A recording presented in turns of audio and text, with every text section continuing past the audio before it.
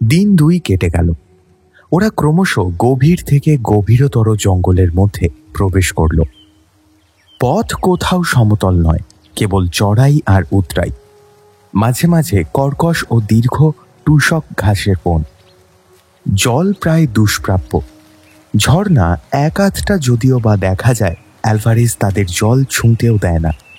দিব্যি স্ফটিকের মতো নির্মল জল পড়ছে ঝর্ণা বেয়ে, সুশীতল ও লোভনীয়। তৃষ্ণার্ত লোকের পক্ষে সেই লোভ সম্বরণ করা বড়ই কঠিন, কিন্তু অ্যালভারেজ জলের বদলে ঠান্ডা চা খাওয়াবে, তবুও জল খেতে দেবে না। জলের তৃষ্ণা ঠান্ডা চায়ে দূর হয় না। তৃষ্ণার কষ্টই সবচেয়ে বেশি কষ্ট বলে মনে হচ্ছিল শঙ্করের। এক স্থানে টুসক ঘাসের বন বেজায় ঘন, তার উপরে ওদের চারিধারে ঘিরে সেদিন কুয়াশাও খুব গভীর। হঠাৎ বেলা উঠলে নিচের কুয়াশা সরে গেল। সামনে চেয়ে শঙ্করের মনে হলো খুব বড় একটা চড়াই ওদের পথ আগলে দাঁড়িয়ে। সেটা যে কতটা উঁচু তা জানা সম্ভব নয়, কারণ নিবিড় কুয়াশা কিংবা মেঘে তার ওপরের দিকটা সম্পূর্ণরূপে আবৃত। অ্যালভারেজ বলল, এই হলো রিক্টার্সভেল্ডের আসল রেঞ্জ। এটা পার হওয়া কি দরকার? এই জন্য দরকার যে সেবার আমি আর জিম দক্ষিণ দিক থেকে এসেছিলাম এই পর্বতশ্রেণীর পাদমূলে। আসল রেঞ্জ পার হইনি। যে নদীর ধারে হলদে হিরেটা পাওয়া গিয়েছিল তার গতি পূর্ব থেকে পশ্চিমে। এবার আমরা যাচ্ছি উত্তর থেকে দক্ষিণে। সুতরাং পর্বত পার হয়ে ওপারে না গেলে কি করে সেই নদীটা ঠিকানা করতে পারবো? আজ যেরকম কুয়াশা হয়েছে দেখতে পাচ্ছি, তাতে একটু অপেক্ষা করা যাক না? আর একটু বেলা বাড়ুক। তাঁবু ফেলে আহারাদি সম্পন্ন করা হলো। বেলা বাড়লেও কুয়াশা তেমন কাটল না। শঙ্কর ঘুমিয়ে পড়ল তাঁবুর মধ্যে। ঘুম যখন ভাঙল, বেলা তখন নেই। চোখ মুছতে মুছতে তাঁবুর বাইরে এসে সে দেখল অ্যালভারেজ চিন্তিত মুখে ম্যাপ খুলে বসে আছে। শঙ্করকে দেখে বলল, শঙ্কর, আমাদের এখনো অনেক ভুগতে হবে। সামনে চেয়ে দেখো। অ্যালভারেজের কথার সঙ্গে সঙ্গে সামনের দিকে চাইতেই এক গম্ভীর দৃশ্য শঙ্করের চোখে পড়ল। কুয়াশা কখন কেটে গেছে। তার সামনে বিশাল রিক্টার্সভেল্ড পর্বতের প্রধান ধাপ ধাপে ধাপে উঠে মনে হয় যেন আকাশে গিয়ে ঠেকেছে। পাহাড়ের কোটিদেশ নিবিড় বিদ্যুৎগর্ভ মেঘপুঞ্জে আবৃত, কিন্তু উচ্চতম শিখররাজি অস্তমান সূর্যের রাঙা আলোয় দেবলোকের কনক দেউলের মতো বহুদূর নীল শূন্যে মাথা তুলে দাঁড়িয়ে। কিন্তু সামনের পর্বতাংশ সম্পূর্ণ দুরারোহ, শুধুই খাড়া খাড়া উত্তুঙ্গ শৃঙ্গ। কোথাও একটু ঢালু নেই। অ্যালভারেজ বলল, এখান থেকে পাহাড়ে ওঠা সম্ভব নয় শঙ্কর। দেখেই বুঝেছ নিশ্চয়। পাহাড়ের কোলে কোলে পশ্চিম দিকে চলো। যেখানে ঢালু এবং নিচু পাবো সেখান থেকে পাহাড় পার হতে হবে। কিন্তু এই 150 মাইল লম্বা পর্বতশ্রেণীর মধ্যে কোথায় সেরকম জায়গা আছে? এ খুঁজতেই তো 1 মাসের উপরে যাবে দেখছি। কিন্তু দিন 5-6 পশ্চিম দিকে যাওয়ার পরে এমন একটা জায়গা পাওয়া গেল যেখানে পর্বতের গা বেশ ঢালু। সেখান দিয়ে পর্বতে ওঠা চলতে পারে। পরদিন খুব সকাল থেকে পর্বত আরোহণ শুরু হলো। শঙ্করের ঘড়িতে তখন বেলা 6:30। 8:30 বাজতে না বাজতে শঙ্কর আর চলতে পারে না। যে জায়গাটা দিয়ে তারা উঠছে সেখানে পর্বতের 4 মাইলের মধ্যে উঠেছে 6000 ফুট। সুতরাং পথটা ঢালু হলেও কি ভীষণ দুরারোহ তা সহজেই বোঝা যায়। তাছাড়া যতই ওপরে উঠছে অরণ্য ততই নিবিড়তর। ঘন অন্ধকার চারিদিকে। বেলা হয়েছে, রোদ উঠেছে, অথচ সূর্যের আলো ঢোকেনি জঙ্গলের মধ্যে। আকাশই চোখে পড়ে না, আর সূর্যের আলো। পথ বলে কোনো জিনিস নেই। চোখের সামনে শুধুই গাছের গুঁড়ি যেন ধাপে ধাপে আকাশের দিকে উঠে চলেছে। কোথা থেকে জল পড়ছে কে জানে। পায়ের নিচের পাথর ভেজা ও পিছল। প্রায় সর্বত্রই পাথরের ওপর শ্যাওলা পড়া। পা পিছলে গেলে গড়িয়ে নিচের দিকে বহুদূর চলে গিয়ে তীক্ষ্ণ শিলাখণ্ডে আহত হতে হবে। শঙ্কর বা অ্যালভারেজ কারোর মুখে কথা নেই। এই উত্তুঙ্গ পথে উঠবার কষ্টে দুজনেই অবসন্ন। দুজনেরই ঘন ঘন নিঃশ্বাস পড়ছে। শঙ্করের কষ্ট আরো বেশি। বাংলার সমতল ভূমিতে আজন্ম মানুষ হয়েছে, পাহাড়ে ওঠার অভ্যাসই নেই কখনো। শঙ্কর ভাবছে অ্যালভারেজ কখন বিশ্রাম করতে বলবে। সে আর উঠতে পারছে না, কিন্তু যদি সে মরেও যায় এ কথা অ্যালভারেজকে সে কখনোই বলবে না যে সে আর পারছে না। হয়তো তাতে অ্যালভারেজ ভাববে ইস্ট ইন্ডিজের মানুষগুলো দেখছি নিতান্ত অপদার্থ। এই মহাদুর্গম পর্বত ও অরণ্যে সে ভারতের প্রতিনিধি। এমন কোনো কাজ সে করতে পারবে না যাতে তার মাতৃভূমির মুখ ছোট হয়ে যায়। বড় চমৎকার বন, যেন পরীর রাজ্য। মাঝে মাঝে ছোটখাটো ঝর্ণা বনের মধ্যে দিয়ে খুব ওপর থেকে নিচে নেমে যাচ্ছে। গাছের ডালে ডালে নানা রঙের টিয়া পাখি চোখ ঝলসে দিয়ে উড়ে বেড়াচ্ছে। বড় বড় ঘাসের মাথায় সাদা সাদা ফুল, অর্কিডের ফুল ঝুলছে গাছের ডালের গায়ে, গুড়ির গায়ে।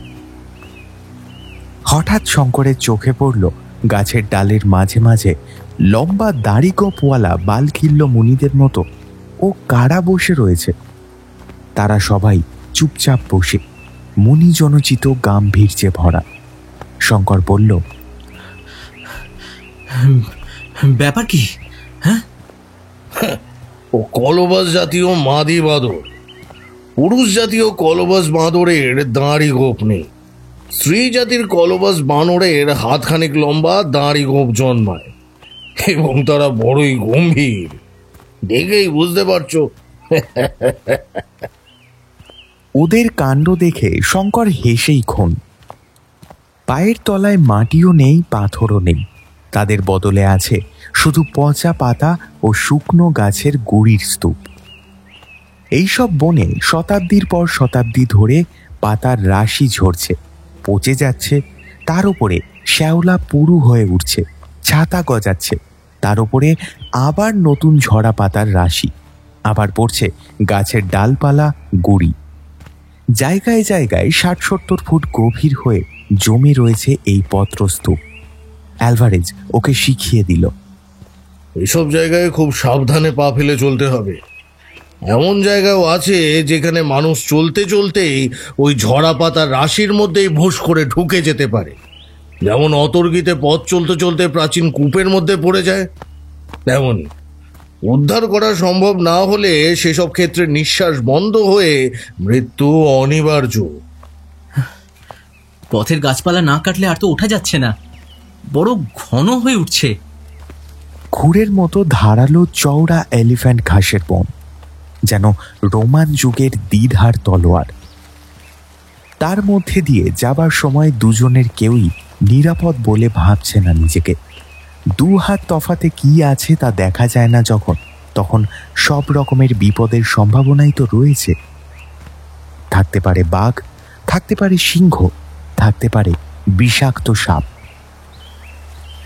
শঙ্কর লক্ষ্য করছে মাঝে মাঝে ডুগডুগি বা ঢোল বাজনার মতো একটা শব্দ হচ্ছে কোথায় যেন বনের মধ্যে।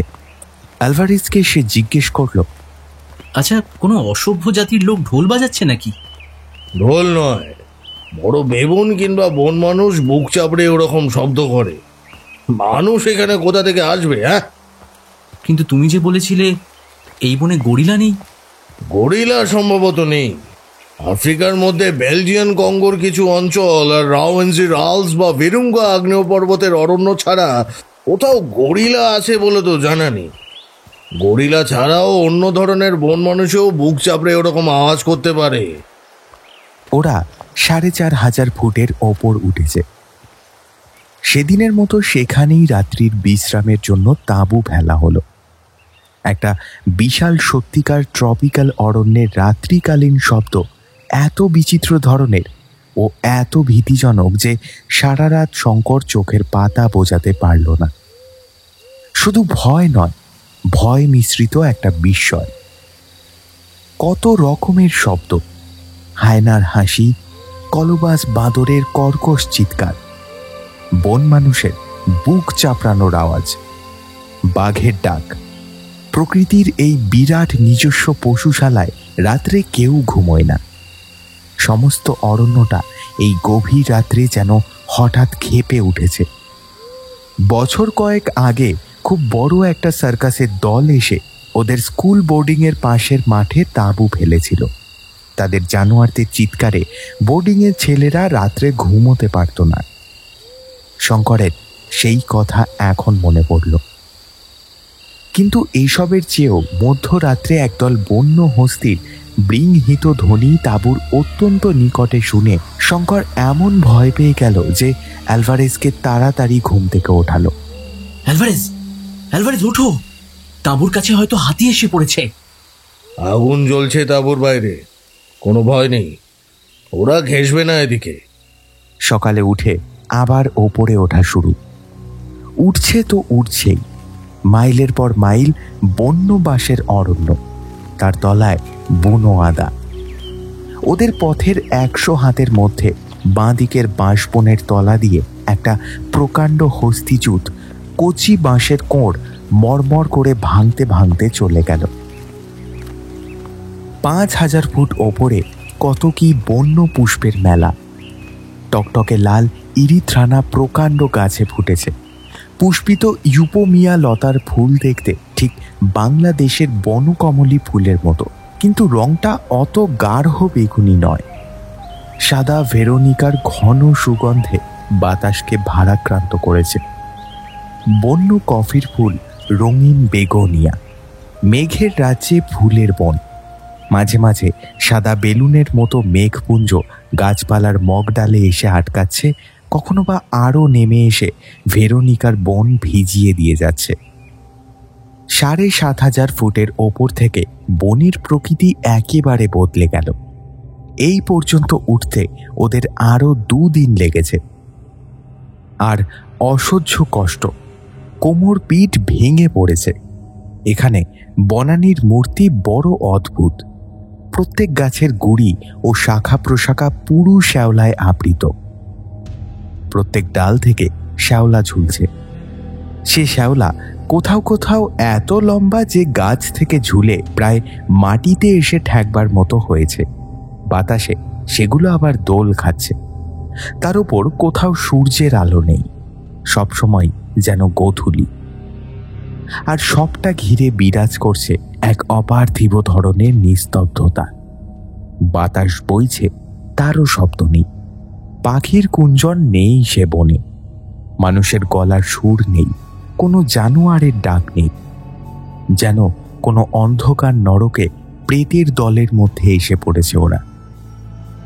সেদিন অপরাহ্নে যখন আলভারেজ তাঁবু ফেলে বিশ্রাম করবার হুকুম দিল, তখন তাঁবুর বাইরে বসে এক পাত্র কফি খেতে খেতে শঙ্করের মনে হলো এ যেন সৃষ্টির আদিম যুগের অরণ্যানী। পৃথিবীর উদ্ভিদ জগৎ যখন কোনো একটা সুনির্দিষ্ট রূপ ও আকৃতি গ্রহণ করেনি, যে যুগে পৃথিবীর বুকে বিরাটকায় সরীসৃপের দল জগৎ জোড়া বন জঙ্গলের নিবিড় অন্ধকারে ঘুরে বেড়াত, সৃষ্টির সেই অতীত প্রভাবে সে যেন কোনো জাদু মন্ত্রের বলে ফিরে গিয়েছে। সন্ধ্যার পরেই সমগ্র বনানী নিবিড় অন্ধকারে আবৃত হলো। তাঁবুর বাইরে ওরা আগুন করেছে। সেই আলোর মণ্ডলীর বাইরে আর কিছুই দেখা যায় না। এ বনের আশ্চর্য নিস্তব্ধতা শঙ্করকে বিস্মিত করেছে। বনানীর সেই বিচিত্র নৈশ শব্দ এখানে স্তব্ধ কেন? অ্যালভারেজ চিন্তিত মুখে ম্যাপ দেখছিল। বলল, শোনো শঙ্কর, একটা কথা ভাবছি। 8000 ফুট উঠলাম, কিন্তু এখনো পর্বতের সেই খাঁজটা পেলাম না যেটাতে রেঞ্জ পার হয়ে ওপারে যাব। আর কত ওপরে উঠব? যদি ধরো এই অংশে স্যাডেলটা নাই থাকে। শঙ্করের মনেও এই খটকা যে না জেগেছে তা নয়।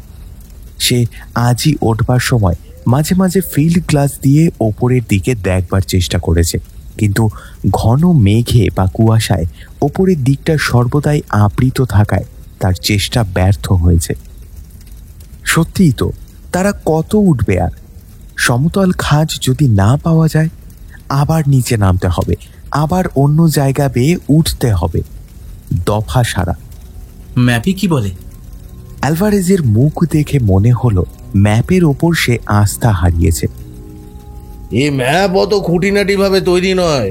এই পর্বতে কে উঠেছে যে ম্যাপ তৈরি হবে? এই যে দেখছো, এইখানা স্যার ফিলিপো দি ফিলিপের তৈরি করা ম্যাপ, যিনি পর্তুগিজ। পশ্চিম আফ্রিকার ফার্দিনান্দো পোস শৃঙ্গ আরোহণ করে খুব নাম করেন এবং বছর কয়েক আগে বিখ্যাত পর্বত আরোহণকারী পর্যটক ডিউক অফ অ্যাভ্রুটসের অভিযানেও যিনি গিয়েছিলেন, কিন্তু রিক্টার্স ভেল্ডে তিনি ওঠেননি। এই ম্যাপে পাহাড়ের যে কন্টুর ছবি আঁকা আছে তা খুব একটা নিখুঁত বলে তো মনে হয় না। ঠিক বুঝছি না। হঠাৎ শঙ্কর বলে উঠল, ও কি?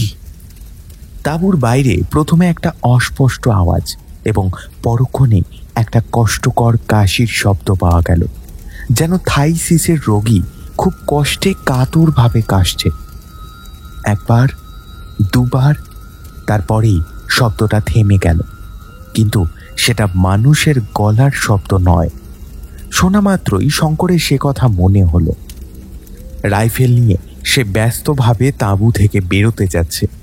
অ্যালভারেজ তাড়াতাড়ি উঠে ওর হাত ধরে বসিয়ে দিয়ে বলল, না, বাইরে যেও না। হ্যাঁ, কেন? কিসের শব্দ ওটা? কথা বলে অ্যালভারেজের দিকে চাইতেই ও বিস্ময়ের সঙ্গে লক্ষ্য করল অ্যালভারেজের মুখ বিবর্ণ হয়ে গিয়েছে। শব্দটা শুনেই কি সঙ্গে সঙ্গে তাঁবুর অগ্নিকুণ্ডের মণ্ডলীর বাইরে নিবিড় অন্ধকারে একটা ভারী অথচ লঘুপথ জীব যেন বন জঙ্গলের মধ্যে দিয়ে চলে যাচ্ছে বেশ মনে হলো। দুজনেই খানিকটা চুপচাপ। তারপরে অ্যালভারেজ বলল, আগুনে কাঠ ফেলে দাও, বন্দুক দুটো ভরা আছে কিনা দেখো। ওর মুখের ভাব দেখে শঙ্কর ওকে আর কোনো প্রশ্ন করতে সাহস করল না। রাত্রি কেটে গেল। পরদিন সকালে শঙ্করেরই আগে ঘুম ভাঙল। তাঁবুর বাইরে কফি করবার আগুন জ্বালাতে সে তাঁবু থেকে কিছু দূরে কাঠ ভাঙতে গেল। হঠাৎ তার নজরে পড়ল ভিজে মাটির ওপর একটা পায়ের দাগ। লম্বায় দাগটা 11 ইঞ্চির কম নয়, কিন্তু 3টে মাত্র পায়ের আঙুল। 3 আঙ্গুলেরই দাগ স্পষ্ট। পায়ের দাগ ধরে সে এগিয়ে গেল। আরো অনেকগুলো সেই পায়ের দাগ আছে, সবগুলোতেই সেই 3 আঙ্গুল। শঙ্করের মনে পড়ল ইউগান্ডার স্টেশন ঘরে অ্যালভারেজের মুখে শোনা জিম কার্টারের মৃত্যু কাহিনী। গুহার মুখে বালির ওপর সেই অজ্ঞাত হিংস্র জানোয়ারের 3 আঙ্গুলওয়ালা পায়ের দাগ। কাফির গ্রামের সর্দারের মুখে শোনা গল্প। অ্যালভারেজের কাল রাত্রের বিবর্ণ মুখও সঙ্গে সঙ্গে মনে পড়ল।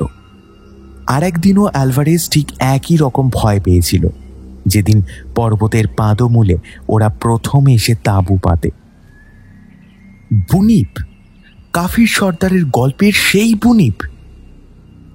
রিক্টার্সভেল্ড পর্বত ও অরণ্যের বিভীষিকা, যার ভয়ে শুধু অসভ্য মানুষ কেন, অন্য কোনো বন্যজন্তু পর্যন্ত এই 8000 ফুটের ওপরকার বনে আসে না। কাল রাত্রে কোনো জানোয়ারের শব্দ পাওয়া যায়নি কেন, এখন তার শঙ্করের কাছে পরিষ্কার হয়ে গেল। অ্যালভারেজ পর্যন্ত ভয়ে বিবর্ণ হয়ে উঠেছিল ওর গলার শব্দ শুনে। বোধ হয় ও শব্দের সঙ্গে অ্যালভারেজের পূর্বে পরিচয় ঘটেছে। অ্যালভারেজের ঘুম ভাঙতে সেদিন একটু দেরি হলো। গরম কফি এবং কিছু খাদ্য গলাধকরণ করবার সঙ্গে সঙ্গে সে আবার সেই নির্ভীক ও দুর্ধর্ষ অ্যালভারেজ, যে মানুষকেও ভয় করে না, শয়তানকেও না। শঙ্কর ইচ্ছে করেই অ্যালভারেজকে ওই অজ্ঞাত জানোয়ারের পায়ের দাগটা দেখালো না। কি জানি যদি অ্যালভারেজ বলে বসে, এখনো পাহাড়ের স্যাডেলটা পাওয়া গেল না, তবে তবে নেমে যাওয়া যাক। সকালে সেদিন খুব মেঘ করে ঝমঝম করে বৃষ্টি নামলো। পর্বতের ঢালু বেয়ে যেন হাজার ঝর্ণার ধারায় বৃষ্টির জল গড়িয়ে নিচে নামছে। এই বন ও পাহাড় চোখে কেমন যেন ধাঁধা লাগিয়ে দেয়। এতটা উঠেছে ওরা, কিন্তু প্রতি 1000 ফুট ওপর থেকে নিচের অরণ্যের গাছপালার মাথা দেখে সেগুলিকে সমতল ভূমির অরণ্য বলে ভ্রম হচ্ছে। কাজেই প্রথমটা মনে হয় যেন কতটুকুই বা উঠেছি, ওইটুকু তো। বৃষ্টি সেদিন থামল না। বেলা 10টা পর্যন্ত অপেক্ষা করে আলভারেজ ওঠবার হুকুম দিল। শঙ্কর এটা আশা করেনি। এখানে শঙ্কর শ্বেতাঙ্গ চরিত্রের নতুন একটা দিক লক্ষ্য করল। তার মনে হচ্ছিল, কেন এই বৃষ্টিতে মিছে মিছে বার হওয়া? একটা দিনে কি এমন হবে? বৃষ্টি মাথায় পথ চলে লাভ। অবিশ্রান্ত বৃষ্টি ধারার মধ্যে ঘন অরণ্যানী ভেদ করে সেদিন ওরা সারাদিন উঠল।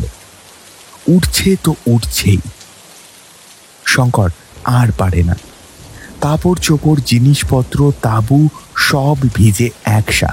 একখানা রুমাল পর্যন্ত শুকনো নেই কোথাও। শঙ্করের কেমন একটা অবসাদ এসেছে দেহে ও মনে।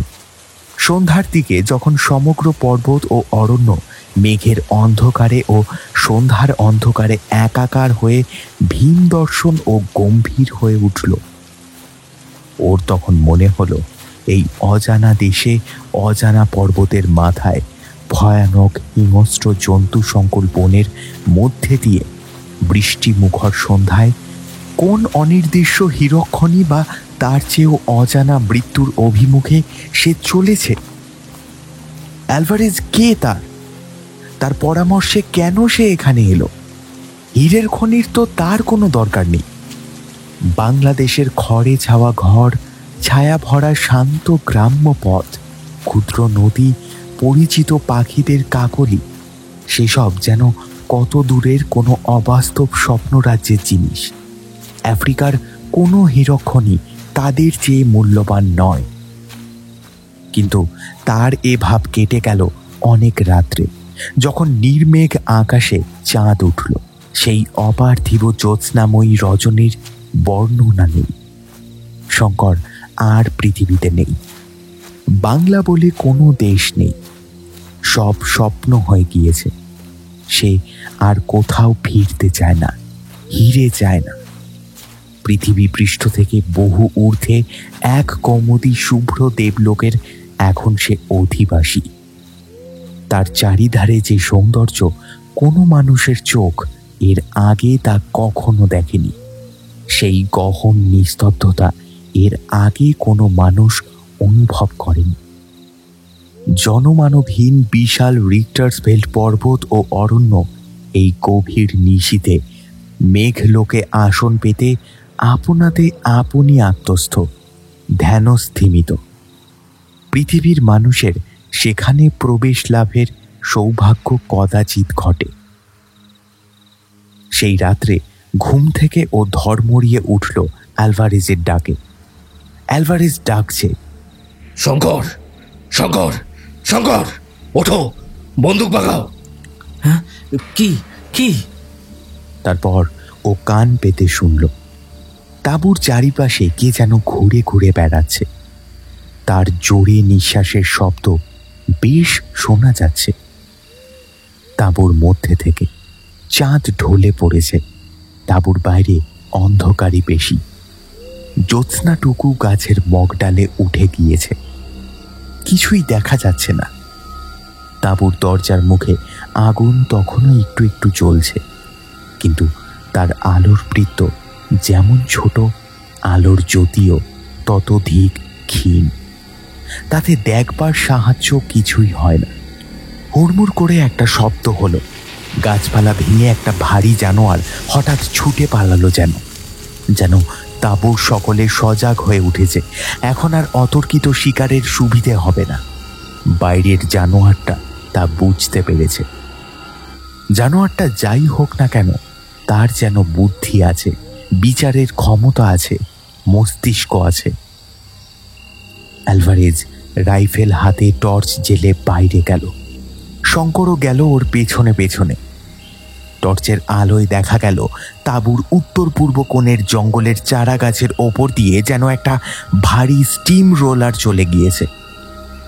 অ্যালভারেজ সেই দিকে বন্দুকের নল উঁচিয়ে বার দুই আওয়াজ করল। কোনো দিকে কোনো শব্দ পাওয়া গেল না। তাঁবুতে ফেরবার সময় তাঁবুর ঠিক দরজার মুখে আগুনের কুণ্ডের অতি নিকটেই একটা পায়ের দাগ দুজনেরই চোখে পড়ল। 3টে মাত্র আঙুলের দাগ ভিজে মাটির ওপর সুস্পষ্ট। এতে প্রমাণ হয় জানোয়ারটা আগুনকে ডরায় না। শঙ্করের মনে হলো যদি ওদের ঘুম না ভাঙত তবে সেই অজ্ঞাত বিভীষিকাটি তাঁবুর মধ্যে ঢুকতে একটুও দ্বিধা করত না, এবং তারপরে কি ঘটত তা কল্পনা করে কোনো লাভ নেই। অ্যালভারেজ বলল, শঙ্কর, শঙ্কর, তুমি ঘুম শেষ করো, আমি জেগে আছি। না, তুমি ঘুমাও অ্যালভারেজ। অ্যালভারেজ ক্ষীণ হাসি হেসে বলল, পাগল, তুমি জেগে কিছুই করতে পারবে না শঙ্কর, ঘুমিয়ে পড়ো। আর ওই দেখো, দূরে বিদ্যুৎ চমকাচ্ছে, আবার ঝড় বৃষ্টি আসবে, রাত শেষ হয়ে আসছে। ঘুমাও, আমি বরং ততক্ষণ একটু কফি খাই। রাত ভোর হবার সঙ্গে সঙ্গে এলো মুষলধারে বৃষ্টি, সঙ্গে সঙ্গে তেমনই বিদ্যুৎ, তেমনই মেঘগর্জন। যে বৃষ্টি চলল সামনে সারাদিন, তার বিরাম নেই, বিশ্রাম নেই। শঙ্করের মনে হলো পৃথিবীতে আজ প্রলয়ের বর্ষণ হয়েছে শুরু। প্রলয়ের দেবতা সৃষ্টি ভাসিয়ে দেবার সূচনা করেছেন বুঝি। বৃষ্টির বহর থেকে অ্যালভারেজ পর্যন্ত দমে গিয়ে তাঁবু ওঠাবার নাম মুখে আনতে ভুলে গেল। বৃষ্টি যখন থামল তখন বিকেল 5টা। বোধ হয় বৃষ্টি না থামলেই ভালো ছিল, কারণ অমনি অ্যালভারেজ চলা শুরু করবার হুকুম দিল। বাঙালি ছেলের স্বভাবতই মনে হয় এখন অবেলায় যাওয়া কেন, এত কি সময় বয়ে যাচ্ছে। কিন্তু অ্যালভারেজের কাছে দিন, রাত, বর্ষা, রৌদ্র, জ্যোৎস্না, অন্ধকার সব সমান। সে রাত্রে বর্ষা স্নাত বনভূমির মধ্যে দিয়ে মেঘ ভাঙা জ্যোৎস্নার আলোয় দুজনে উঠেছে এবং উঠেই চলেছে। এমন সময় অ্যালভারেজ পেছন থেকে বলে উঠল, শঙ্কর, শঙ্কর, দাঁড়াও, ওই দেখো। অ্যালভারেজ ফিল্ড গ্লাস দিয়ে ফুটফুটে জ্যোৎস্নালোকে বাঁ পাশের পর্বত শিখরের দিকে চেয়ে দেখছে। শঙ্কর ওর হাত থেকে গ্লাসটা নিয়ে সেদিকে দৃষ্টি নিবদ্ধ করল। হ্যাঁ, সমতল খাঁজটা পাওয়া গিয়েছে, বেশি দূরেও নয়, মাইল 2 মধ্যে বাঁ দিক ঘেঁষে। অ্যালভারেজ হাসি মুখে বলল, দেখেছো স্যাডেলটা? থামবার দরকার নেই, চলো আজ রাত্রেই স্যাডেলের ওপরে পৌঁছে তাঁবু ফেলবো। শঙ্কর আর সত্যিই পারছে না। এই দুর্ধর্ষ পর্তুগিজটার সঙ্গে হীরের সন্ধানে এসে সে কি ঝকমারি না করেছে। শঙ্কর জানে অভিযানের নিয়ম অনুযায়ী দলপতির হুকুমের ওপর কোনো কথা বলতে নেই। এখানে অ্যালভারেজই দলপতি, আর তার আদেশ অমান্য করা চলবে না। কোথাও আইনে লিপিবদ্ধ না থাকলেও পৃথিবীর ইতিহাসের বড় বড় অভিযানে সবাই এই নিয়ম মেনে চলে, সেও মানবে।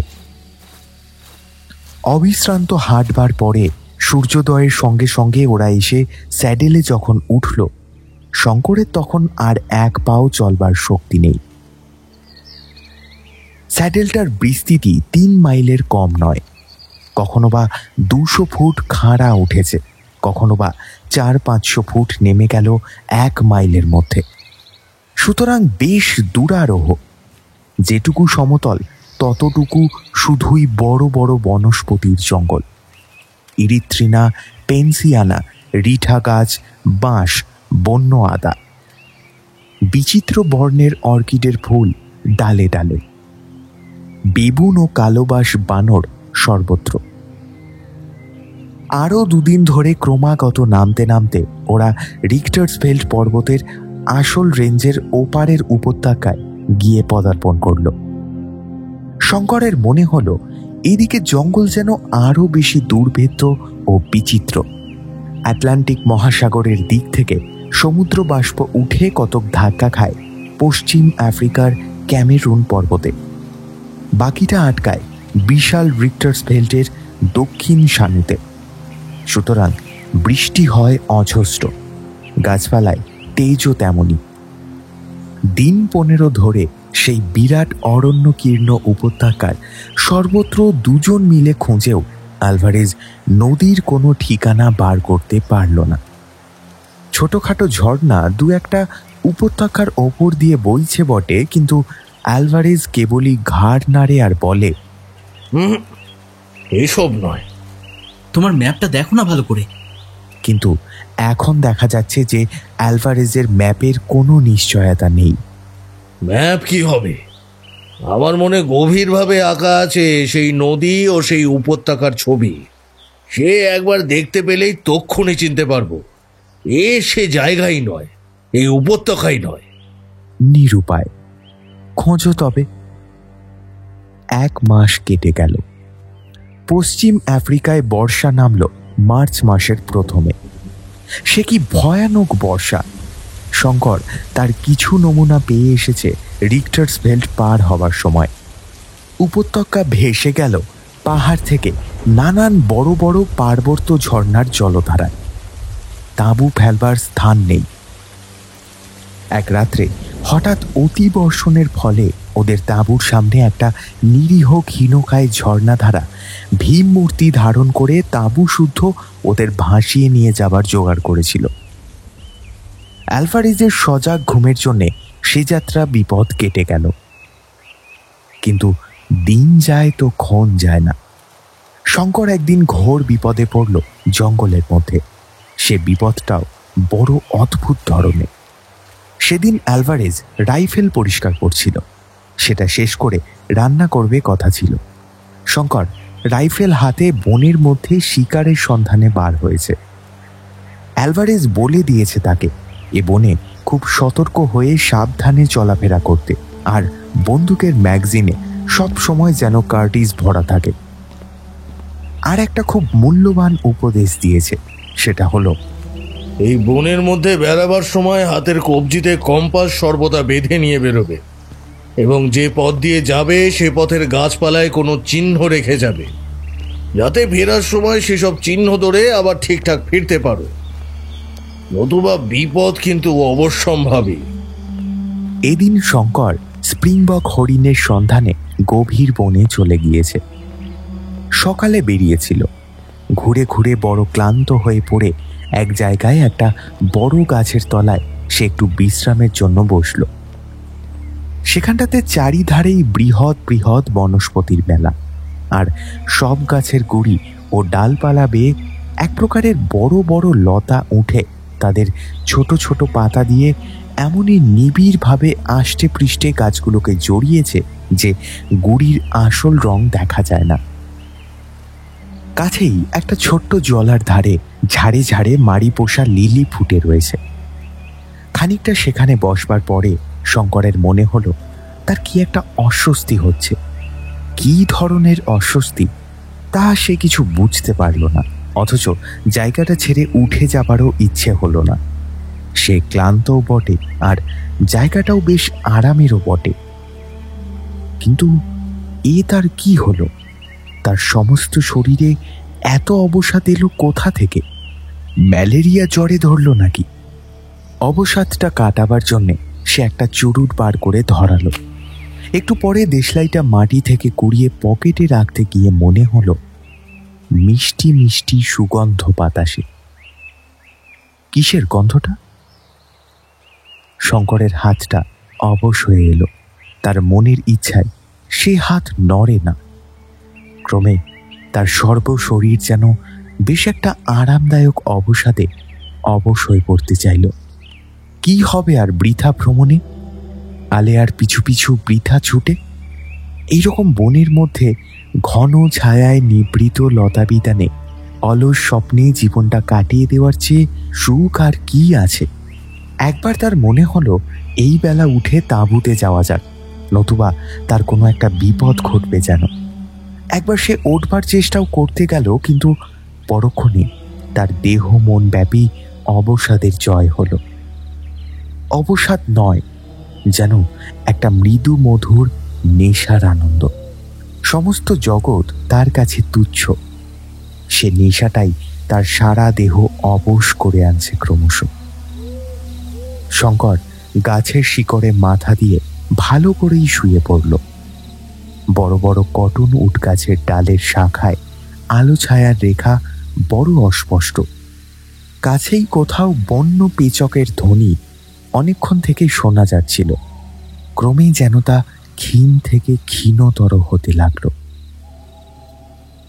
তারপরে কি হলো শঙ্কর আর কিচ্ছু জানে না। অ্যালভারেজ যখন বহু অনুসন্ধানের পর ওর অচৈতন্য দেহটা কটনউড জঙ্গলের ছায়ায় আবিষ্কার করল, তখন বেলা বেশি নেই। প্রথমটা অ্যালভারেজ মনে মনে ভাবল এ নিশ্চয়ই সর্পাঘাত, কিন্তু দেহটা পরীক্ষা করে সর্পাঘাতের কোনো লক্ষণ দেখা গেল না। হঠাৎ মাথার ওপরকার ডালপালা ও চারিধারে গাছপালার দিকে নজর পড়তেই অভিজ্ঞ ভ্রমণকারী অ্যালভারেজ ব্যাপারটা সব বুঝতে পারল। সেখানটাতে সর্বত্র অতি মারাত্মক বিষ লতার বন, যার রসে আফ্রিকার অসভ্য মানুষেরা তীরের ফলা ডুবিয়ে নেয়, যার বাতাস বেশ সুগন্ধ বহন করে, কিন্তু নিঃশ্বাসের সঙ্গে বেশি মাত্রায় গ্রহণ করলে অনেক সময় পক্ষাঘাত পর্যন্ত হতে পারে। মৃত্যু ঘটাও আশ্চর্য নয়। তাঁবুতে এসে শঙ্কর 2-3 দিন শয্যাগত হয়ে রইল। সর্বশরীর ফুলে ঢোল, মাথা যেন ফেটে যাচ্ছে, আর সর্বদাই তৃষ্ণায় গলা কাঠ। অ্যালভারেজ বলল, যদি তোমাকে সারা রাত ওখানে থাকতে হতো তাহলে সকালবেলা তোমাকে বাঁচানো কঠিন হতো শঙ্কর। একদিন একটা ঝর্ণার জলধারার বালুময় তীরে শঙ্কর হলদে রঙের কি একটা দেখতে পেল। অ্যালভারেজ পাকা প্রসপেক্টর। সে এসে বালি ধুইয়ে সোনার রেণু বার করল, কিন্তু তাতে সে বিশেষ উৎসাহিত হল না। বলল, সোনার পরিমাণ এত কম যে মজুরিতে পোষাবে না। 1 টন বালি ধুয়ে আউন্স 3 সোনা হয়তো পাওয়া যেতে পারে। বসে থেকে লাভ কি? তবু যা সোনা পাওয়া যায়, 3 আউন্স সোনার দামও তো কম নয়। সে যেটাকে অত্যন্ত অদ্ভুত জিনিস বলে মনে করছে, অভিজ্ঞ প্রসপেক্টর অ্যালভারেজের কাছে সেটা কিছুই নয়। তাছাড়া শঙ্করের মজুরির ধারণার সঙ্গে অ্যালভারেজের মজুরির ধারণা মিল খায় না। শেষ পর্যন্ত ও কাজ শঙ্করকে ছেড়ে দিতে হলো। ইতিমধ্যে ওরা মাসখানেক ধরে জঙ্গলের নানান অঞ্চলে বেড়ালো। আজ এখানে 2 দিন তাঁবু পাতে সেখান থেকে আর এক জায়গায় উঠে যায়। সেখানে কিছুদিন তন্ন তন্ন করে চারিধার দেখবার পরে আরও এক জায়গায় উঠে যায়। সেদিন অরণ্যের একটা স্থানে ওরা পৌঁছে নতুন তাঁবু পেতেছে। শঙ্কর বন্দুক নিয়ে 2-1টা পাখি শিকার করে সন্ধ্যায় তাঁবুতে ফিরে এসে দেখল অ্যালভারেজ বসে চুরুট টানছে। তার মুখ দেখে মনে হলো সে উদ্বিগ্ন ও চিন্তিত। আমি বলি, অ্যালভারেজ, তুমি যখন বার করতে পারলে না, তখন চলো ফিরি। নদীটা তো আর উড়ে যায়নি। এই বন পর্বতের কোনো না কোনো অঞ্চলে সেটা নিশ্চয়ই আছে। তবে আমরা বার করতে পারছি না কেন? আমাদের খোঁজা ঠিক মতো হচ্ছে না শঙ্কর। বলো কি অ্যালভারেজ? 6 মাস ধরে জঙ্গল চষে বেড়াচ্ছি, আবার কাকে খোঁজা বলে? কিন্তু মুশকিল হয়েছে কোথায় জানো শঙ্কর? তোমাকে এখনো একটা কথা বলিনি। শুনলে হয়তো খুব দমে যাবে, ভয় পাবে। আচ্ছা, তোমাকে একটা জিনিস দেখাই, এসো আমার সঙ্গে। শঙ্কর অধীর আগ্রহ ও কৌতূহলের সঙ্গে ওর পেছনে পেছনে চলল। ব্যাপারটা কি? অ্যালভারেজ একটু দূরে গিয়ে একটা বড় গাছের তলায় দাঁড়িয়ে বলল, শঙ্কর, আমরা আজই এখানে তাঁবু পেতেছি, ঠিক তো? এই কথার মানে কি? আজই তো এখানে এসেছি, না আবার কবে এসেছি? আচ্ছা, এই গাছের গুড়ির কাছে সরে এসে দেখো তো। শঙ্কর এগিয়ে গিয়ে দেখল গুড়ির নরম ছাল ছুরি দিয়ে খুঁদে কে DA লিখে রেখেছে, কিন্তু লেখাটা টাটকা নয়, অন্তত মাসখানেকের পুরনো। শঙ্কর ব্যাপারটা কিছুই বুঝতে পারল না। অ্যালভারেজের মুখের দিকে চেয়ে রইল। বুঝতে পারলে না? এ গাছে আমি মাসখানেক আগে আমার নামের অক্ষর দুটি খুদে রাখি।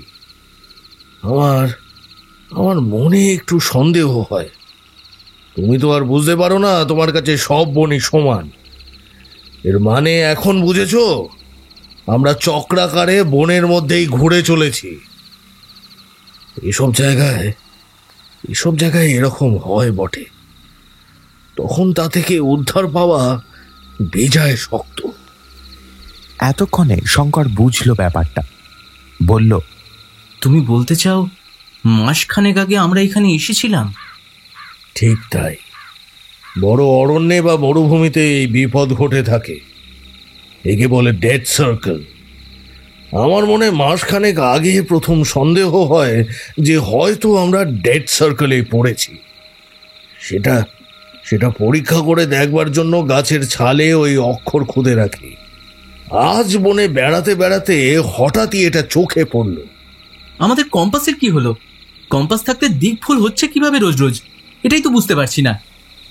আমার মনে হয় কম্পাস খারাপ হয়ে গিয়েছে। রিক্টার্সভেল্ড পার হওয়ার সময় সেই যে ভয়ানক ঝড় বিদ্যুৎ হয়, তাতেই কোনোভাবে ওর চৌম্বক শক্তি নষ্ট হয়ে গিয়েছে। তাহলে আমাদের কম্পাস এখনো অকেজো? আমার তাই ধারণা। শঙ্কর দেখল অবস্থা নিতান্ত মন্দ নয়। ম্যাপ ভুল, কম্পাস অকেজো। তার উপর ওরা পড়েছে এক ভীষণ দুর্গম গহনারণ্যের বিষম মরণ ঘূর্ণিতে। জনমানুষ নেই, খাবার নেই, জলও নেই বললেই চলে, কারণ যেখানকার সেখানকার জল তখন পানের উপযুক্ত নয়। থাকার মধ্যে আছে এক ভীষণ অজ্ঞাত মৃত্যুর ভয়। জিম কার্টার এই অভিশপ্ত অরণ্যানীর মধ্যে রত্নের লোভে এসে প্রাণ দিয়েছিল। এখানে কারোর মঙ্গল হবে বলে মনে হয় না। অ্যালভারেজ কিন্তু দমে যাওয়ার পাত্রই নয়। সে দিনের পর দিন চলল বনের মধ্যে দিয়ে। বনের কোনো কুল কিনারা পায় না শঙ্কর। আগে যাও বা ছিল, ঘূর্ণিপাকে তারা ঘুরছে শোনা অবধি শঙ্করের দিক সম্বন্ধে জ্ঞান একেবারে লোপ পেয়েছে। দিনের পরে ওরা একটি জায়গায় এসে উপস্থিত হলো। সেখানে রিক্টার্সভেল্টের একটি শাখা আসল পর্বতমালার সঙ্গে সমকোণ করে উত্তর দিকে লম্বালম্বি হয়ে আছে।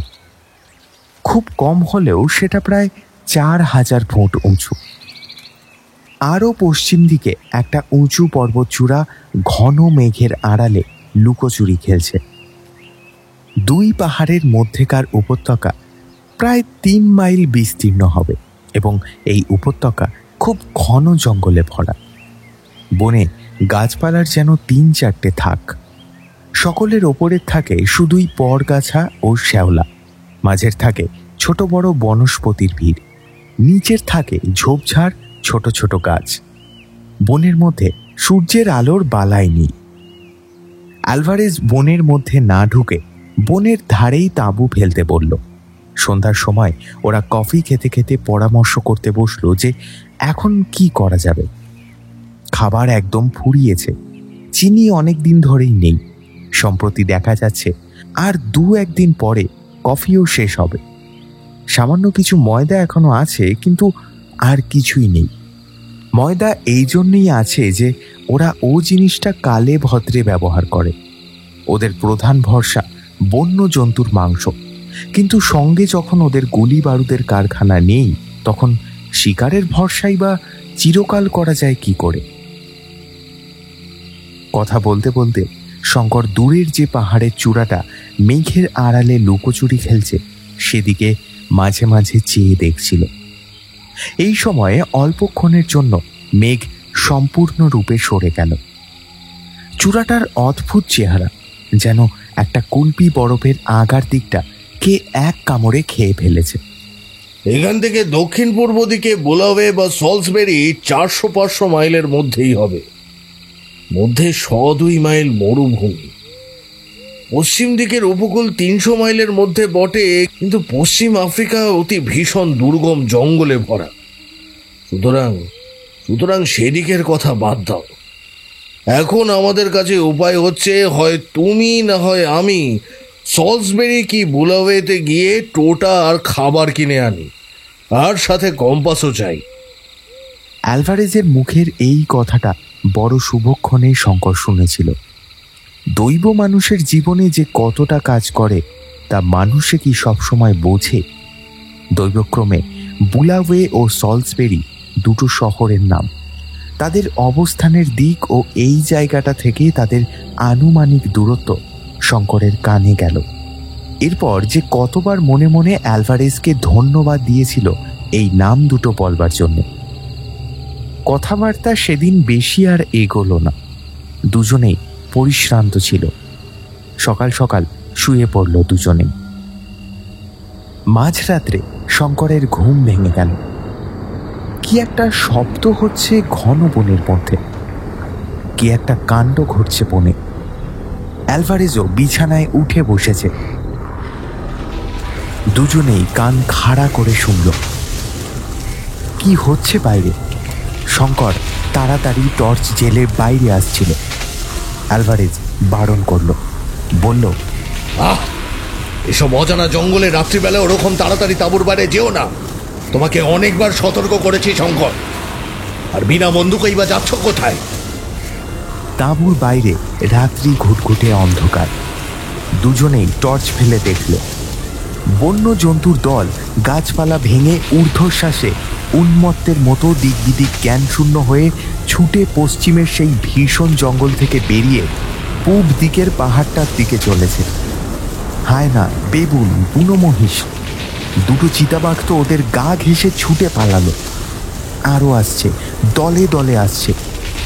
ধাড়ি ও মাদি কালোবাস বাঁদর দলে দলে ছানাপোনা নিয়ে ছুটছে। সবাই যেন কোনো এক আকস্মিক বিপদের মুখ থেকে প্রাণের ভয়ে ছুটছে।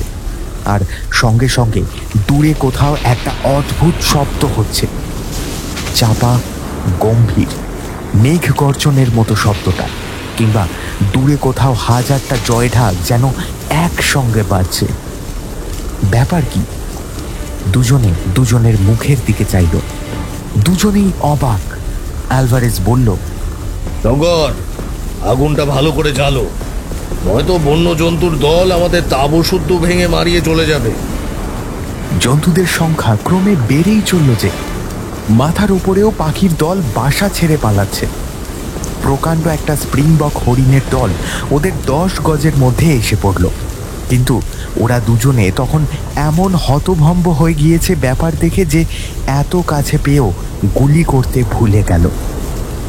এমন ধরনের দৃশ্য ওরা জীবনে কখনো দেখেনি। শঙ্কর অ্যালভারেজকে কি একটা জিজ্ঞাসা করতে যাবে, তারপরেই প্রলয় ঘটল। অন্তত শঙ্করের তো তাই বলেই মনে হলো। সমস্ত পৃথিবীটা দুলে এমন কেঁপে উঠল যে ওরা দুজনেই টলে পড়ে গেল মাটিতে। সঙ্গে সঙ্গে হাজারটা বাজ যেন নিকটেই কোথাও পড়ল। মাটি যেন চিরে ফেঁড়ে গেল, আকাশটাও যেন সেই সঙ্গে ফাটল। অ্যালভারেজ মাটি থেকে উঠবার চেষ্টা করতে করতে বলল, ভূমিকম্প। কিন্তু পরক্ষণে তারা দেখে বিস্মিত হল। রাত্রির অমন ঘুটঘুটে অন্ধকার হঠাৎ দূর হয়ে 50,000 বাতির এমন বিজলি আলো জ্বলে উঠল কোথা থেকে। তারপর তাদের নজর পড়ল দূরের সেই পাহাড়ের চূড়াটার দিকে। সেখানে যেন একটা প্রকাণ্ড অগ্নিলীলা শুরু হয়েছে। রাঙা হয়ে উঠেছে সমস্ত দিগন্ত সেই প্রলয়ের আলোয়। আগুন রাঙা মেঘ ফুঁসিয়ে উঠেছে পাহাড়ের চূড়ো থেকে 2000-2500 ফুট পর্যন্ত উঁচুতে। সঙ্গে সঙ্গে কি বিশ্রী গন্ধকের উৎকট নিঃশ্বাস রোধকারী গন্ধ বাতাসে। অ্যালভারেজ সেদিকে চেয়ে ভয়ে ও বিস্ময়ে বলে উঠল, আগ্নেয়গিরি, সান্তা আনা গ্রাৎসিয়া দা কর্ডোভা। কি অদ্ভুত ধরনের ভীষণ সুন্দর দৃশ্য। খানিক্ষণ ওরা চোখ ফিরিয়ে নিতে পারল না। লক্ষটা তুবড়ি একসঙ্গে জ্বলছে, লক্ষটা রং মশালে একসঙ্গে আগুন দিয়েছে কেউ। শঙ্করের তাই মনে হলো। রাঙা আগুনের মেঘ মাঝে মাঝে নিচু হয়ে যায়। হঠাৎ যেমন আগুনে ধুনো পড়লে দপ করে জ্বলে ওঠে, অমনি দপ করে 1000 ফুট ঠেলে ওঠে, আর সেই সঙ্গে 1000টা বোমা ফাটার আওয়াজ। এদিকে পৃথিবী এমন কাঁপছে যে দাঁড়িয়ে থাকা যায় না, কেবল টলে টলে পড়তে হয়। শঙ্কর তো টলতে টলতে তাঁবুর মধ্যে ঢুকে দেখে একটা ছোট্ট কুকুরছানার মতো জীব তার বিছানায় একসঙ্গে গুটিসুটি হয়ে ভয়ে কাঁপছে। শঙ্করের টর্চের আলোয় সেটা থতমত খেয়ে আলোর দিকে চেয়ে রইল, আর তার চোখ দুটো মনির মতো জ্বলতে লাগলো। অ্যালভারেজ তাঁবুতে ঢুকে দেখে বলল, নেকড়ে বাঘের ছানা, রেখে দাও, আমাদের আশ্রয় যখন নিয়েছে প্রাণের ভয়ে। ওরা কেউ এর আগে প্রজ্বলন্ত আগ্নেয়গিরি দেখেনি, তা থেকে যে কি বিপদ হতে পারে ওদের তা জানা নেই। কিন্তু অ্যালভারেজের কথা ভালো করে শেষ হতে না হতে হঠাৎ কি প্রচণ্ড ভারী জিনিসের পতনের শব্দে ওরা আবার তাঁবুর বাইরে গিয়ে দেখল যে একখানা 1500 ওজনের জ্বলন্ত কয়লার মতো রাঙা পাথর অদূরে একটা ঝোপের ওপর এসে পড়েছে। সঙ্গে সঙ্গে ঝোপটাও জ্বলে উঠেছে। তখন অ্যালভারেজ ব্যস্ত সমস্ত হয়ে বলল, পালাও পালাও শঙ্কর, তাঁবু ওঠাও শিগগির। ওরা তাঁবু ওঠাতে ওঠাতে আরও 2-5খানা আগুন রাঙা জ্বলন্ত ভারী পাথর এদিক ওদিকে সশব্দে পড়ল। নিঃশ্বাস তো এদিকে বন্ধ হয়ে আসে, এমনই ঘন গন্ধকের ধূম বাতাসে ছড়িয়েছে। দৌড় দৌড় দৌড়। 2 ঘন্টা ধরে ওরা জিনিসপত্র কতক টেনে হিঁচড়ে কতক বয়ে নিয়ে পূব দিকের সেই পাহাড়ের নিচে গিয়ে পৌঁছালো। সেখানে পর্যন্ত গন্ধকের গন্ধ বাতাসে। 8 ঘন্টা পরে সেখানেও পাথর পড়তে শুরু করলো। ওরা পাহাড়ের ওপর উঠল সেই ভীষণ জঙ্গল আর রাত্রির অন্ধকার ঠেলে। ভোর যখন হলো তখন 2500 ফুট উঠে পাহাড়ের ঢালুতে বড় গাছের তলায় দুজনেই হাঁপাতে হাঁপাতে বসে পড়ল। সূর্য ওঠবার সঙ্গে সঙ্গে অগ্নুৎপাতের সেই ভীষণ সৌন্দর্য অনেকখানি কমে গেল, কিন্তু শব্দ ও পাথর পড়া যেন বাড়ল। এবার শুধু পাথর নয়, তার সঙ্গে খুব মিহি ধূসর বর্ণের ছাই আকাশ থেকে পড়ছে। গাছপালা লতা পাতার ওপর দেখতে দেখতে পাতলা এক পুরু ছাই জমে গেল। সারাদিন সমানভাবে অগ্নিলীলা চলল। আবার রাত্রি এলো। নিম্নের উপত্যকা ভূমির অত বড় হেমলক গাছের জঙ্গল দাবানলে ও প্রস্তর বর্ষণে সম্পূর্ণ নষ্ট হয়ে গেল। রাত্রিতে আবার সেই ভীষণ সৌন্দর্য। কত দূর পর্যন্ত বন ও আকাশ, কত দূরের দিগন্ত লাল হয়ে উঠেছে পর্বতের অগ্নিকটাহের আগুনে। তখন পাথর পড়াটা একটু কেবল কমেছে, কিন্তু সেই রাঙা আগুনে ভরা বাষ্পের মেঘ তখনও সেই রকমই দীপ্ত হয়ে আছে। রাত দুপুরের পরে একটা বিরাট বিস্ফোরণের শব্দে ওদের তন্দ্রা ছুটে গেল। ওরা সভয়ে চেয়ে দেখল জ্বলন্ত পাহাড়ের চূড়ার মুন্ডটা উড়ে গিয়েছে। নিচের উপত্যকাতে ছাই, আগুন ও জ্বলন্ত পাথর ছড়িয়ে পড়ে অবশিষ্ট জঙ্গলটাকেও ঢাকা দিল। অ্যালভারেজ পাথরের ঘায়ে আহত হলো। ওদের তাঁবুর কাপড়েও আগুন ধরে গেল। পেছনের একটা উঁচু গাছের ডাল ভেঙে পড়ল পাথরের চোট খেয়ে। শঙ্কর ভাবছিল এই জনহীন অরণ্য অঞ্চলে এত বড় একটা প্রাকৃতিক বিপর্যয় যে ঘটে গেল তা কেউ দেখতেও পেত না যদি তারা না থাকত। সভ্য জগৎ জানেও না আফ্রিকার গহন অরণ্যে এই আগ্নেয়গিরির অস্তিত্ব। কেউ বললেও বিশ্বাস করবে না হয়তো। সকালে বেশ স্পষ্ট দেখা গেল মোমবাতি হাওয়ার মুখে জ্বলে গিয়ে যেমন মাথার দিকে অসমান খাঁজের সৃষ্টি করে, পাহাড়ের চূড়াটার তেমনই চেহারা হয়েছে। কুলপি বরফটাতে ঠিক যেন কে আর একটা কামড় বসিয়েছে। অ্যালভারেজ ম্যাপ দেখে বলল, এটা আগ্নেয়গিরি বলে ম্যাপে দেওয়া নেই। সম্ভবত বহু বছর পর এর প্রথম অগ্নুৎপাত। কিন্তু এর যে নাম ম্যাপে দেওয়া আছে তা কিন্তু খুব অর্থপূর্ণ। কি নাম? এর নাম লেখা আছে অলডোনিও লেঙ্গাই। প্রাচীন জুলু ভাষায় এর মানে হলো অগ্নিদেবের শয্যা। নামটা দেখেই মনে হয় এই অঞ্চলের প্রাচীন লোকদের কাছে এই পাহাড়ের আগ্নেয় প্রকৃতি অজ্ঞাত ছিল না। বোধ হয় তারপর 200 বছর কিংবা তারও বেশি কাল এটা চুপচাপই ছিল।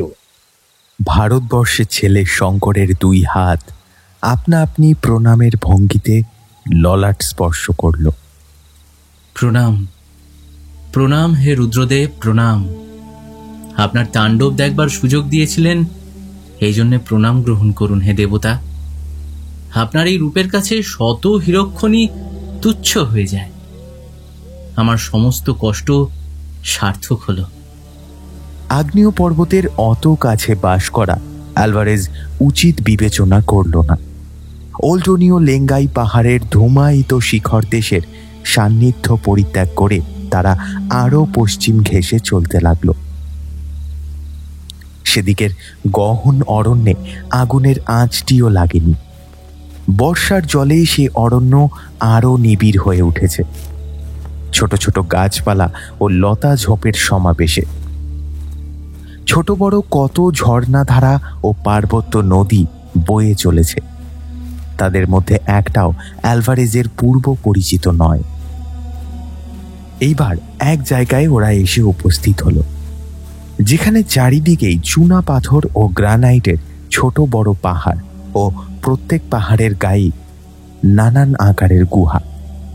স্থানটার প্রাকৃতিক দৃশ্য রিক্টার্স ভেল্টের সাধারণ দৃশ্য থেকে একটু অন্যরকম। এখানে বন তত ঘন নয়, কিন্তু খুব বড় বড় গাছ চারিদিকে, আর যেখানে সেখানে পাহাড় ও গুহা। একটা উঁচু ঢিবির মতো গ্রানাইটের পাহাড়ের ওপর ওরা তাঁবু ফেলে রইল। এখানে এসে পর্যন্ত শঙ্করের মনে হয়েছে জায়গাটা ভালো নয়। কি একটা অস্বস্তি, মনের মধ্যে কি একটা আসন্ন বিপদের আশঙ্কা। তা সে না পারে ভালো করে নিজে বুঝতে, না পারে অ্যালভারেজকে বোঝাতে। একদিন অ্যালভারেজ বলল, সব মিথ্যে শঙ্কর, আমরা এখনো বনের মধ্যে ঘুরছি। আজ সেই গাছটা আবার দেখেছি, সেই ডিএ লেখা। অথচ তোমার মনে আছে আমরা যতদূর সম্ভব পশ্চিম দিক ঘেঁষেই চলেছি আজ 15 দিন।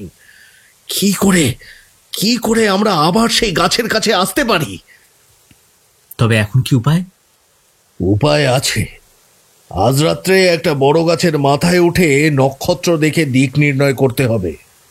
তুমি তাঁবুতেই থেকো। শঙ্কর একটা কথা কিছুতেই বুঝতে পারছিল না।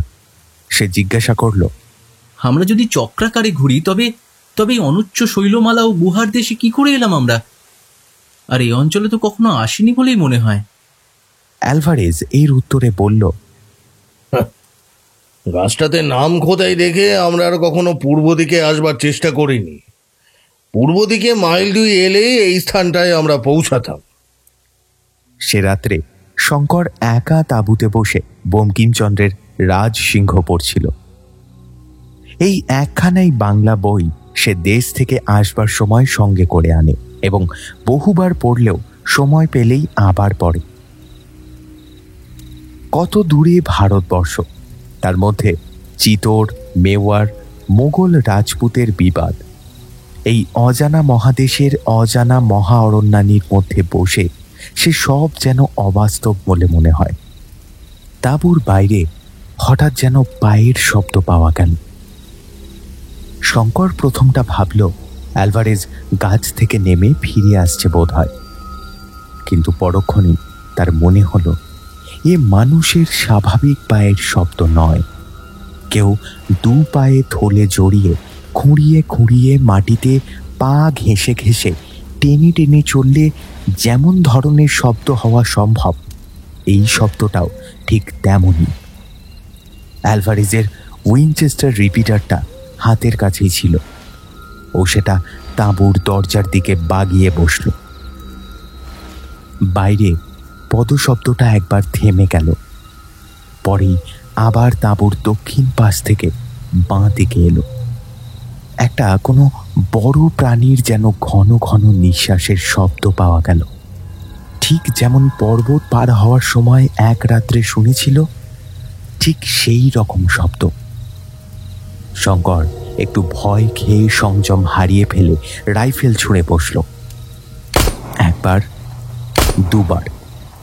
সঙ্গে সঙ্গে মিনিট 2 পরে দূরের গাছের মাথা থেকে প্রত্যুত্তরে 2 বার রিভলভারের আওয়াজ পাওয়া গেল। অ্যালভারেজ হয়তো ভেবেছে শঙ্করের কোনো বিপদ উপস্থিত, নতুবা রাত্রে খামোকা বন্দুক ছুড়বে কেন। বোধহয় সে তাড়াতাড়ি নেমেই আসছে। এদিকে চারিদিক থেকে বন্দুকের আওয়াজে জানোয়ারটা বোধহয় পালিয়েছে, আর তার সারা শব্দ নেই। শঙ্কর টর্চ জেলে তাঁবুর বাইরে এসে ভাবল অ্যালভারেজকে সংকেতে গাছ থেকে নামতে বারণ করবে। এমন সময় কিছু দূরে বনের মধ্যে হঠাৎ আবার 2 বার পিস্তলের আওয়াজ এবং সেই সঙ্গে একটা অস্পষ্ট চিৎকার শুনতে পাওয়া গেল। শঙ্কর পিস্তলের আওয়াজ লক্ষ্য করে ছুটে গেল। কিছু দূরে গিয়েই দেখল বনের মধ্যে একটা বড় গাছের তলায় অ্যালভারেজ শুয়ে। টর্চের আলোয় তাকে দেখে শঙ্কর শিউরে উঠল। ভয় এবং বিস্ময়। তার সর্বশরীর রক্তে মাখা, মাথাটা বাকি শরীরের সঙ্গে একটা অস্বাভাবিক কোণে সৃষ্টি করেছে। গায়ের কোটটা ছিন্ন ভিন্ন। শঙ্কর তাড়াতাড়ি ওর পাশে গিয়ে বসে ওর মাথাটা নিজের কোলে তুলে নিল। তারপর ডাকল, অ্যালভারেজ, অ্যালভারেজ, অ্যালভারেজ। অ্যালভারেজের সাড়া নেই। তার ঠোঁট দুটো একবার যেন নড়ে উঠল, কি যেন বলতে গেল। সে শঙ্করের দিকে চেয়েই আছে, অথচ সে চোখে যেন দৃষ্টি নেই, অথবা কেমন যেন নিষ্পৃহ উদাস দৃষ্টি। শঙ্কর ওকে বহন করে তাঁবুতে নিয়ে এলো, মুখে জল দিল। তারপর গায়ের কোটটা খুলে দিতে গিয়ে দেখে গলার নিচে কাঁধের দিকে খানিকটা জায়গার মাংস কে যেন ছিঁড়ে নিয়েছে। সারা পিঠটার সেই অবস্থা। কোনো এক অসাধারণ বলশালী জন্তু তীক্ষ্ণ ধার নখে বা দন্তে পিঠখানা চিড়ে ফালা ফালা করেছে। পাশেই নরম মাটিতে কোনো জন্তুর পায়ের দাগ। 3টে মাত্র আঙ্গুল সে পায়। সারা রাত্রি সেইভাবেই কাটল। অ্যালভারেজের সাড়া নেই, সংজ্ঞা নেই। সকাল হবার সঙ্গে সঙ্গে হঠাৎ যেন তার চেতনা ফিরে এলো। শঙ্করের দিকে বিস্ময়ে ও অচেনা দৃষ্টিতে চেয়ে দেখল, যেন এর আগে সে কখনো শঙ্করকে দেখেনি। তারপর আবার চোখ বুঝল। দুপুরের পর খুব সম্ভবত নিজের মাতৃভাষায় কি সব বলতে শুরু করল। শঙ্কর এক বর্ণও বুঝতে পারল না। বিকেলের দিকে সে হঠাৎ শঙ্করের দিকে চাইল। চাইবার সঙ্গে সঙ্গে শঙ্করের মনে হলো সে ওকে চিনতে পেরেছে। একবার ইংরেজিতে বলল, শঙ্কর, শঙ্কর, এখনো বসে আছো? তবে ওঠাও, চলো যাই। তারপর অপ্রকৃতিস্থের মতো নির্দেশহীন ভঙ্গিতে হাত তুলে বলল, রাজার রাজার ঐশ্বর্য লুকানো রয়েছে ওই পাহাড়ের গুহার মধ্যে। তুমি তুমি দেখতে পাচ্ছ না শঙ্কর? হ্যাঁ, আমি দেখতে পাচ্ছি। চলো চলো চলো, আমরা যাই। তাবু ওঠাও, দেরি করো না শঙ্কর, চলো। এই অ্যালভারেজের শেষ কথা। তারপর কতক্ষণ শঙ্কর স্তব্ধ হয়ে বসে রইল। সন্ধ্যা হলো। একটু একটু করে সমগ্র বনানী ঘন অন্ধকারে ডুবে গেল।